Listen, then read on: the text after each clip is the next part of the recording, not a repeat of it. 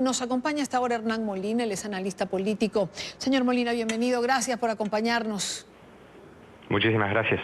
Yo voy a comenzar precisamente con esa pregunta que dejaba en nuestra periodista al aire, ¿no? ¿Cuál es el costo político para el presidente Trump? Es decir, ¿es un golpe a su autoridad cuando sus propios senadores son los que votan en contra de lo que él está proponiendo? Bueno, en realidad es una minoría del Partido Republicano, de los senadores del Partido Republicano que han votado con los demócratas. Yo creo que es un golpe político certero y muy claro, pero también hay que entender que en política uno pierde o gana en base a quién uno lo vota y con esos votos se mantiene en el poder. La base de Donald Trump está con él, no se mueve, es una base que no ha crecido demasiado, yo creo que se ha achicado, pero tampoco tanto. Entonces, para él esto lo va a usar como una ofensa hacia él, pero también una ofensa a esa misma base que lo apoya. Entonces, creo que el costo político es importante, pero también hay que medirlo en las consecuencias electorales que esto puede llegar a tener en 2020 durante las elecciones. Todavía falta mucha agua por correr bajo el puente. Esto obviamente es un golpe, pero el presidente se va a recuperar de esto. Claro, pero leo, por ejemplo, y decía, cuando hablo de golpe político, hablo de cara a su propio partido, ¿no? Senadores como Marco Rubio, por ejemplo, que han estado al lado del presidente Trump en distintas iniciativas y ese se supone un hombre cercano a él. Claro, pero bueno, tampoco se pueden los senadores republicanos todos se pueden tirar abajo del ómnibus por el presidente cuando el presidente está tomando una decisión que está claramente reñida con los mismos principios de la democracia y la república.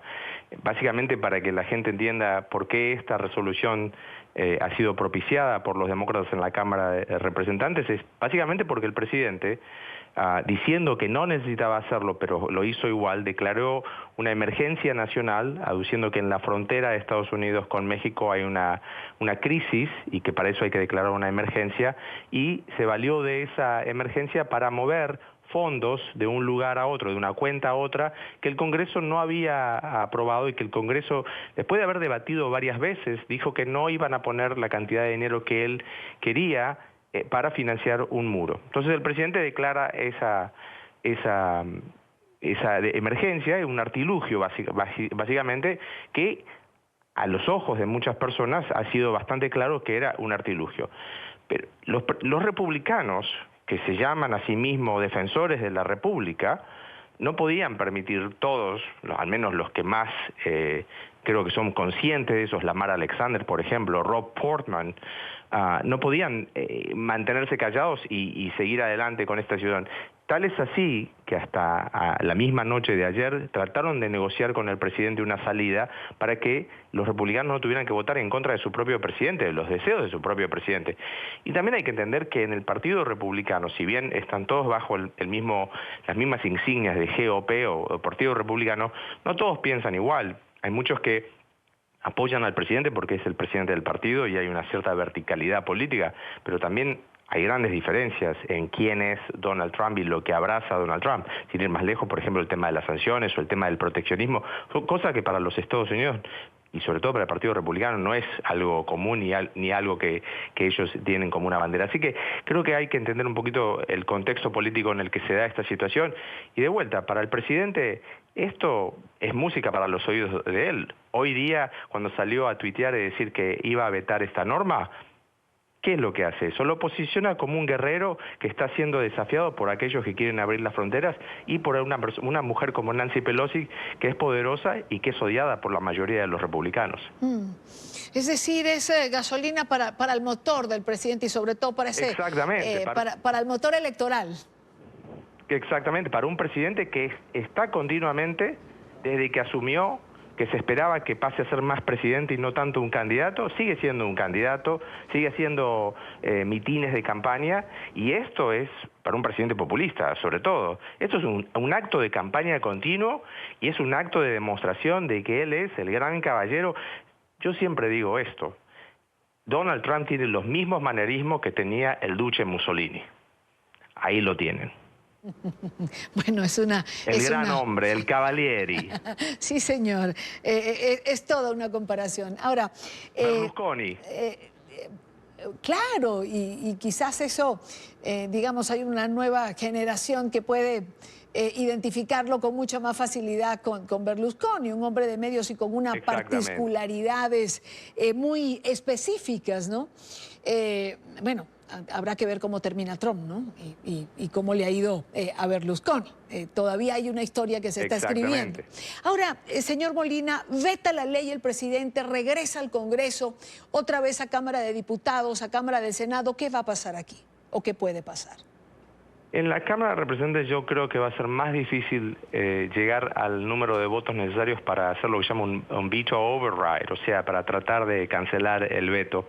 Y cuando vuelva al Senado, también de vuelta va a ser difícil que llegue a ese número, que son 67 senadores.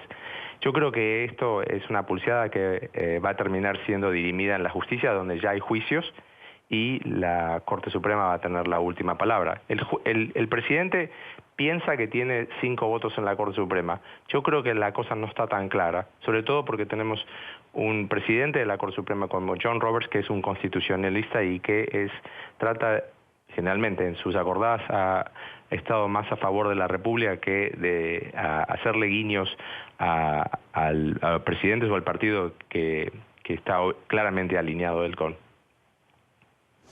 Bueno, es una noticia en desarrollo, digamos, en el argot periodístico. Habrá que ver ahora, por lo menos en las próximas horas tendremos un presidente pegado a su red favorita, como usted dice, haciendo campaña, haciendo lo que le gusta, porque el presidente necesita una confrontación continua, necesita un motivo cotidiano para hacerse sentir en ese estilo que es tan particular, pero que finalmente, como usted señala, señor Molina, es el que le da rédito, ¿no? Es polarizar, porque a través de polarizar construye su poder político y mantiene alineada a su base. Para aquellos que vivimos en Estados Unidos y para los que no viven, quiero explicar esto. Hay una cadena de noticias que se llama Fox, y de noticias entre comillas, porque realmente es más una propaganda política de Trump, que está continuamente repitiendo lo que la Casa Blanca les pasa como talking points, o sea, como líneas. Y eso es lo que está pasando en nuestro país, básicamente aquí en Estados Unidos. Estamos viviendo la realidad de Trump, donde Trump está continuamente en campaña y el sentido común, la república, 240 años de jurisprudencia y de tradición republicana que ha sido creciendo a través de los años, han volado por la ventana, y el presidente trata de imponer, a través de una declaración de emergencia espuria completamente, de imponer sus deseos y hacer política con ellos. Una declaratoria de emergencia que además no ha estado sustentada por las cifras, porque al contrario, las cifras desmienten la emergencia de la que habla el presidente. Y aparte, fíjate una cosa. El presidente declara la emergencia, sale a hablar en una conferencia de prensa, y como el presidente tiene la boca más grande de lo que puede manejar, y el pez siempre por la boca muere, él mismo dice, yo no necesitaba hacer esto, pero lo hice porque no me quieren dar el dinero. Es que lo que tampoco entiende el presidente, o no quiere entender, yo creo que sí lo entiende, pero no quiere entender, es que en Estados Unidos, como por ahí en ninguna parte del mundo, el Congreso, y sobre todo la Cámara de Representantes, es la que empieza y termina con el proceso de formación de un presupuesto para que opere la administración del gobierno federal. No es el presidente. El presidente dice, estos son los lineamientos, mis prioridades, como yo quiero que se invierta el dinero de la gente que paga impuestos.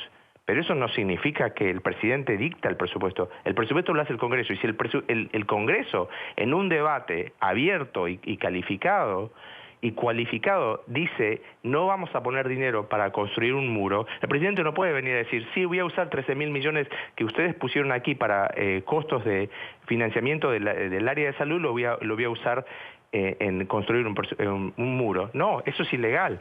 Y ahí es donde está lo que el mismo presidente dijo. Así es. Hernán Molina, analista político. Muchísimas gracias, señor Molina, por estar en NTN 24. Gracias a ti, un placer.